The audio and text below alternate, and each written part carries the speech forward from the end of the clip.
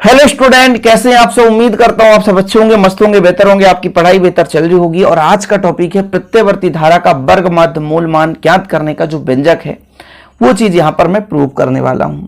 इसके पहले अर्धपूर्ण चक्र में धारा का औसत मान और एक पूर्ण चक्र में धारा का औसत मान, इन दोनों का थ्योरम ऑलरेडी मैंने करा दिया है जो कि प्लेलिस्ट में मिल जाएगा। और आज के इस लेक्चर में प्यारे बच्चों 2023 बोर्ड एग्जाम किसी भी बोर्ड से हो आप, एमपी, यूपी, सीजी, बिहार, जहां से भी होंगे, राजस्थान, झारखंड, सभी के लिए हेल्पफुल होगा कि एक पूर्ण चक्र में धारा का वर्ग माध्य मूल मान क्या होता है। ठीक, चलिए सबसे पहले मैं यदि आपसे कहूं कि भाई साहब प्रत्ययवर्ती धारा का समीकरण क्या होता है, तो सबको पता है प्रत्ययवर्ती धारा का समीकरण। मैंने इसका निष्पत्ति भी कराया था। I बराबर कितना होता है बच्चों, I0 साइन ओमेगा टी। ठीक है, यदि विद्युत वाहक बल तो E बराबर E0 या E0 साइन ओमेगा टी। आप जीरो पढ़ो नॉट पढ़ो, मुझे क्या गम है ना, दर्शाने का एक रूल है। ठीक है ना। कुछ लोग कहते हैं सर आप गलत पढ़ रहे हो, नॉट ही पढ़ना चाहिए। अरे मैं जीरो भी पढ़ूंगा तो क्या करोगे भाई, लिखने में कोई गलती नहीं करना, बस समझ रहे हो। समझने की तरीका है, उसी चीज को हम अपने भाषा में कुछ और बोल रहे हैं, आप अपने भाषा में कुछ और बोल रहे हो, समझ रहे हो। चलिए अब ये जो धारा का मान है ये किस प्रकार से चलता है बच्चों, तो यदि मैं आपको पिछले लेक्चर में यदि कराया थोड़ा बहुत आपको याद हो, तो ये जो धारा है वो सुरंग और गर्त के रूप में चलता है कुछ इस प्रकार से। ये सुरंग, फिर गर्त, फिर ये सुरंग, है ना, और फिर ये आपका गर्त, कुछ इस प्रकार से धारा चलती है सुरंग और गर्त के रूप में। 0 डिग्री यहां पे बनता है π/2 डिग्री, 90 डिग्री, क्योंकि साइन 90 का मान। फिर आपका हो जाता है यहां पे कितना हो जाएगा पाई, है ना। फिर आपका यहां पे जो होगा 3π/2 और यहां पे हो जाएगा 2π, और ऐसे आगे चलता जाएगा। ये जो 90 डिग्री है, जब थीटा का मान होता है ना 90 डिग्री, तो I बराबर अधिकतम आता है, जिसे I0 कहते हैं। इसे शिखर मान कहा जाता है। क्या कहा जाता है, शिखर मान। मैंने सब कराया है कि जब थीटा बराबर 90 डिग्री, तो यहां पर कोण का मान 90 डिग्री के कारण जो धारा है वो अधिकतम प्राप्त होता है, जिसे हम I0 कहते हैं, शिखर मान। ये I0 यही शिखर मान है, I जो हमारा मुख्य धारा है। यहां तक क्लियर है। अब देखो निकालना क्या है, प्रत्ययवर्ती धारा का वर्ग माध्य मूल मान का व्यंजक, है ना। अच्छा, वर्ग माध्य मूल मान है क्या, वर्ग माध्य, वर्ग का माध्य, मूल मान यानी वर्गमूल निकालो। वर्ग माध्य यानी धारा के वर्ग का माध्य निकालो। चलो भाई मैं बताता हूं, धारा कितना समय तक, अल्प समय तक, 0 से t समय के लिए, धारा का वर्ग माध्य, टाइम लगा दिया तो माध्य हो गया। इसका वर्गमूल निकालो, वही हमारा रूट मीन स्क्वायर आएगा, धारा का वर्ग माध्य मूल मान आएगा। समझ रहे हो क्या कह रहा है क्वेश्चन। जो भी हमने धारा लिखो, देखो जरा, वर्ग माध्य, वर्ग निकाला और वर्ग के बाद मैंने माध्य निकाला, फिर मूल मान यानी वर्गमूल करने पर जो मान निकल कर आता है उसे कहते हैं रूट मीन स्क्वायर, वर्ग माध्य मूल मान। अच्छा एक काम करो बच्चों, यदि मैं यहां से आपसे कह दूं कि एक काम करो, वर्ग जो वर्गमूल है इसे हटाओ, तो वर्गमूल हटाने के लिए क्या करते हैं, दोनों पक्षों में वर्ग करेंगे। तो वर्ग करेंगे तो ये जो आपका I है तो I स्क्वायर के फॉर्म में आ जाएगा, सही है ना, IRMS।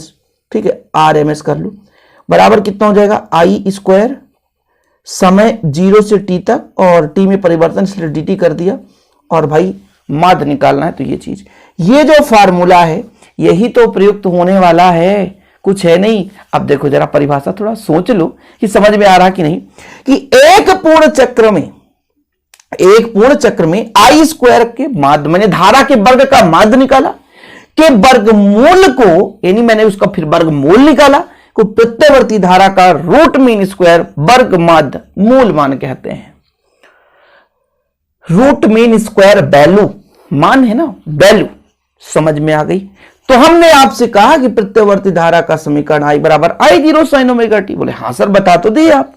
रूट मीन स्क्वायर कैसे निकालोगे बच्चों, मैंने कहा 0 से t तक, एक पूर्ण चक्र में ना, एक पूर्ण चक्र क्या कहलाता है बच्चों, 0 से चला यहां तक अर्धचक्र और यहां तक में पूर्ण चक्र हो गया, तो यहां से चला और यहां पहुंचा तो एक पूर्ण चक्र हो गया, यहां से चलते चलते चलते चलते यहां तक पहुंचा तो एक पूर्ण चक्र हो गया। ये आधा चक्र है बच्चों, ये आधा चक्र है, जब पूरा घूम गया तो एक पूर्ण चक्र हो जाता है। ये आधा है और ये आधा है, जब मिल गया तो एक पूर्ण चक्र का निर्माण हो गया। तो एक पूर्ण चक्र तो समझ में आया कि यहां से यहां तक जो भी धारा बह रहा उसका वर्ग लगाएंगे, फिर माध्य लगाएंगे, फिर वर्गमूल लगाएंगे, इसके बाद हमारा आ जाएगा वर्गमाध्य मूलमान। ओके ओके ओके सर, ये इतना समझाने की क्या जरूरत है, वैसे भी समझ में आ गया। लो भैया, तो हमने कहा था ना वर्गमूल निकालकर दोनों पक्षों में वर्ग कर देंगे तो आई स्क्वायर हो जाता है। 0 से t तक है ना, एक निश्चित समय है ना। अब बोलोगे सर t ही क्यों लिए, कैपिटल T क्यों आ गया? मैं बताता हूं जरा। ये कैपिटल T जो है वो आवर्त काल है बच्चों। आवर्त काल, एक पूर्ण चक्र में जो समय लगता है उसे धारा का हम आवर्त काल कहते हैं। एक पूर्ण चक्र में 0 से चला 260 डिग्री तक में एक पूर्ण चक्र कर लेता है, और एक पूर्ण चक्र में जो समय लगता है उसे उसका बोलते हैं आवर्त काल। क्या बोलते हैं बच्चों? आवर्त काल। तो यहां से यहां तक में तो आवर्त काल हो गया, इसलिए तो 0 से t लगा दिया हमने। और ये भाई t लगा समय नीचे, समय में समय के माध्य कैसे निकालते हैं? समय के साथ निकालते हैं, इसलिए t कर दिया। यहां तक यदि क्लियर हो गया होगा तो सब कुछ मजा आने वाला है। यहां तक यदि क्लियर हो गया होगा तो आगे फिर मजा आने वाला है, क्योंकि भाई साहब आई का मान होता है I0 sin ओमेगा t। सही बात है कि नहीं? आई का मान कितना होता है? आई का मान अभी यहां पर देखो I0 sin ओमेगा t, आप वैल्यू पुट कर दो I0 sin ओमेगा t। हाँ सर, इतना तो क्लियर है, सब कुछ क्लियर है। यहां से समझाओ सर कि हम यदि कह रहे हैं I स्क्वायर RMS, तो यहां से समझाओ 0 से t हो गया, और हमने कहा I0 sin ओमेगा t है बच्चों, इसका वर्ग कर दिए बटा में t और इधर में dt। ठीक है, समझ रहे हो? चलो अब इसके बाद बच्चों 0 से t ही रहने दो, I0 square sine square omega t अपान t। ठीक है, और इधर dt कर दो। एक काम करते हैं, बहुत ही सिंपल है, थोड़ा समझने की कोशिश करना आप लोग। जो भी कांस्टेंट है बच्चों, जैसे यहां पर I स्क्वायर है, यानी नॉट में है, I0 I0 कुछ भी पढ़ लो, ये कैपिटल T है।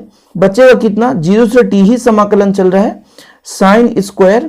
अच्छा, समाकलन क्यों कर रहे हैं सर? समाकलन नहीं करेंगे, समाकलन इसलिए कर रहे हैं क्योंकि हम एक निश्चित सीमा तक के लिए निकाल रहे हैं। अल्प के लिए तो हम डायरेक्ट समय धारा ले लेते हैं, लेकिन हम एक निश्चित लिमिट लेकर रखे हैं कि 0 से t, मतलब एक पूर्ण चक्र में 0 से t समय तक के लिए जो भी हम धारा का वर्ग कर रहे हैं। अब यहां से दिक्कत हो रही है, साइन स्क्वायर का समाकलन तो हो नहीं रहा। तो एक काम करो, साइन थीटा का फार्मूला होता है 1 माइनस cos 2 थीटा। थीटा का मान है ओमेगा टी डिवाइड बाय 2। ठीक है, फिर समाकलन 0 से t और dt है ना। और भाई हमारे पास बाहर कितना है? I स्क्वायर बटा में कितना है? t। ये कहां से आ गया? तो मैं आपको एक फार्मूला निकाल कर बता देता हूं कि प्यारे बच्चों, ये फार्मूला आप लोग याद करो। cos 2 थीटा का होता है, कितना हो जाएगा बच्चों? तो हमारा 1 minus 2 sine square theta by 2। ठीक है, ये फार्मूला होता है, निकाल कर बताऊंगा, डटना नहीं पड़ेगा, मैं गारंटेड कहता हूं। ये माइनस है, इधर आएगा तो प्लस हो जाएगा, तो 2 साइन स्क्वायर थीटा बाई 2 हो गया। ये 1 है, ये प्लस का इधर जाएगा तो माइनस हो जाएगा। चलेगा? इतना दौड़ेगा। 2 गुणा में बच्चों इधर जाएगा तो भाग में। यार 2 है तो यार 2 मत लगाओ ना, 2 है तो 2 मत लगाओ। अब देखो साइन स्क्वायर थीटा हो जाएगा, तो 1 माइनस cos 2 थीटा बाई 2। भाई यदि cos 2 थीटा है तो यहाँ बाई 2 में नहीं रहता, बाई 2 में नहीं रहता बच्चों। अब देखो, यदि मैं कह देता ओमेगा टी थीटा के जगह, तो आप भी कह देते ओमेगा टी बटा 2। यही चीज तो लिखा हूं मैं, साइन स्क्वायर ओमेगा टी की जगह ये चीज लिखा हूं। दिक्कत ना हो सके बिल्कुल चिंता ना करो, स्क्रीनशॉट के लिए समय दूंगा, मत सोचना कि सर ये क्या बताते जा रहे हो। अब देखो बच्चों, यही चीज मैं लिखा हूं यहां पे, कोई दिक्कत तो नहीं ना? कोई दिक्कत तो नहीं? चले आए, दौड़ा दे आगे गाड़ी, है ना। 2 बाहर ले ले, 2 बाहर ले लेते हैं। ठीक है, 2 बाहर ले लेते हैं तो कितना हो जाएगा? I square 2t। पहले हम समाकलन कर लेंगे, बचेगा 1 माइनस cos 2 ओमेगा टी, और dt कर दे बच्चों 0 से t समय तक। अब बताओ भाई, समाकलन करना है,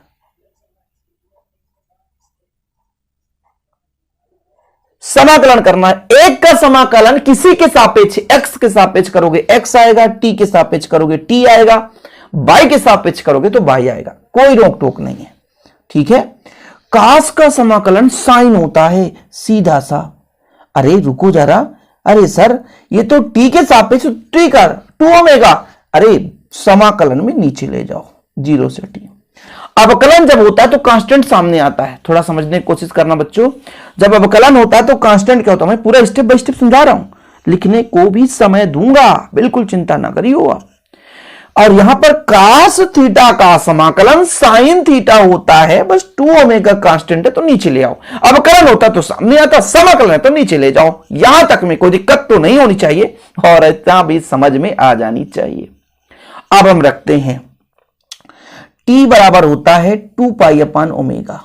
क्या होता है 2 पाई अपान ओमेगा, हर जगह रखो ना, मैं रखूंगा आई स्क्वायर, यहां पर मेरे बच्चों कितना हो जाएगा 2 पाई अपान ओमेगा, और यहां t है तो t रहने दो, साइन 2 पाई t अपान 2 ओमेगा, और 0 से ये t के जगह 2 पाई अपान ओमेगा। यहां से लोचा होता है, अच्छों की ना यहां पे धजिया उड़ जाती है, लोगों को समझ में नहीं आता कि क्या पढ़ रहे हैं। 2 दूना 4, ओमेगा ऊपर चला जाएगा, ओमेगा ऊपर चला जाएगा, 2 दूना 4 पाई। अब क्या करोगे, अपर लिमिट रखो, पहले ऊपर वाले को रखो, जिसे t की जगह 2 पाई अपान ओमेगा करोगे। ठीक है, माइनस है तो माइनस बच्चों, 2 पाई तो 2 पाई, t की जगह 2 पाई अपान ओमेगा करोगे। वाह यार, यहां पे ओमेगा है, यहां पे ओमेगा है, ये 2 ओमेगा ओमेगा है, यहां पे ओमेगा है, गलत नहीं करना, नीचे 2 ओमेगा। ठीक है, ये मैंने लिमिट रखा माइनस में। अब मेरे को 0 रखना है, ब्रैकेट लगाओ। देखो भाई, लिमिट लगाने का रूल है, ऊपर वाले को यदि रख दिए हो तो बीच में माइनस लगा दो। ठीक है, 0 लगा दिए और साइन 2 ओमेगा 0 अपान 2 ओमेगा, बस खत्म कहानी। चले आने दो, चले आने दो। 10 में भाई ये हमारा ओमेगा से ओमेगा कैंसिल। ठीक है, तो कितना बचा, ओमेगा आई 0 या आई नॉट 4 पाई, और यहां पर बचा 2 पाई अपान ओमेगा। ठीक है, चलो जो जैसा है वैसे ही रहने दो। 2 दूना 4 पाई, 4 पाई का मतलब जानते हो कितना, 2 पाई का 360 मतलब 720। तो भाई चाहे साइन 0 की बात करो, चाहे साइन 180 की बात करो, चाहे साइन 360 की बात करो, चाहे 720, सबका 0 होता है तो 0 रख दो। ठीक है, फिर माइनस, ये माइनस 0 को कोई मतलब है नहीं, और ये माइनस माइनस प्लस कर देगा। यहां पर देखो कितना आएगा, साइन 0, साइन 0 बटा 2 ओमेगा। बताओ साइन 0 का मान भी 0, साइन 0 का मान भी 0, कुल मिलाकर के अंदर का खिचड़ी सब खत्म। तो ये अपना 4 पाई आ गया, और यहां पर कितना आ गया 2 पाई अपान ओमेगा। बाकी ये खत्म सब कुछ, ओमेगा से ओमेगा कैंसिल कर दो, पाई से पाई कैंसिल कर दो, 2 दूना 4 कैंसिल कर दो, तो कितना आई 0 बटा 2। देखो भाई काट पीट कुछ नहीं है यार, थोड़ा समझ, आई आर एम एस इसका वर्ग था, इधर आया आई 0 स्क्वायर बटा 2, वर्ग है ना, इधर वर्गमूल लगाओगे, आई आर एम एस तो निकालना है तुझे, तो ये लो बच्चा, यानी कितना निकल कर आ जाएगा, ये आई 0 आ जाएगा क्योंकि वर्ग से वर्गमूल कैंसिल, और √2। इसको आगे भी हल कर सकते हो, √2 ऊपर गुणा और √2 नीचे, पर में ही कर दो, तो कितना आ जाएगा आई 0, √2 का मान 1.404 है ना, और 2 ये हो जाएगा, यानी 0.707 आई 0, ये आ गया मान, धारा का मान इतना लंबा चौड़ा। ठीक है, खत्म कहानी, व्यंजक कंप्लीट हो गया। यार बड़ा लंबा चौड़ा हो गया सर, सब कुछ मैंने कराया, कोई दिक्कत नहीं, स्क्रीनशॉट ले लोगे फटाफट। देखो मान रखा मैंने, ठीक है, मान रख दिया। चलो चलो हमसे इकरार करो ना प्रभु जी, हमसे दीद, ये देखो वैल्यू मैंने पूरा कर दिया, स्क्रीनशॉट ले लो आप लोग, जहां पे समझ में नहीं आए। अब देखो t बराबर 2 पाई अपान ओमेगा है ना, t बराबर 2 पाई अपान ओमेगा, तो तो आप लोग रख सकते हो टी की जगह 2 पाई अपान ओमेगा, 2 पाई अपान ओमेगा। ठीक है, यहाँ तक क्लियर है, सब कुछ सेम चल रहा है ना। 2 पाई अपान ओमेगा, फिर हमने लिमिट रख दिया, लिमिट रखने के बाद वैल्यू पुट कर दिया और ये हमारा ओमेगा से ओमेगा कट गया, कुल मिला के सब कुछ ठीक है। स्क्रीनशॉट ले लो आप लोग, जो मैंने समझाया वही चीज़ यहाँ पर है। यदि आप अच्छे तरीके से समझ लिए तो कुछ है ही नहीं, देख लो भाई साहब, विधिवत लिखा हुआ है ताकि आप लोगों को दिक्कत ना हो सके, कोई डाउट ना हो सके। स्क्रीनशॉट ले लो, वही वैल्यू आ रहा जो मैंने फाइंड किया था। इसका परमेयीकरण करोगे, परमेयीकरण करने के बाद मान रखोगे, मान रखने के बाद ये वैल्यू आ जाएगा। ओके, समझ में आ गया, एक एक पॉइंट समझ में आ गया होगा। वीडियो पसंद आए तो लाइक करके शेयर करिए फटाफट भाई साहब, और ज्वाइन कर लीजिए हमारे चैनल के साथ। मिलते हैं वीडियो के साथ। और हाँ, नोट्स लेना है तो कांटेक्ट नंबर मैं आपको दे रहा हूँ 9685 29 91 49। 100 रुपीज चार्ज है बच्चों, 9685 29 91 49, 9685 29 91 49, 100 रुपये चार्ज है। आप लोग कांटेक्ट कर सकते हैं, बेहतर नोट्स ले सकते हैं। ओके, जय हिंद, वंदे मातरम।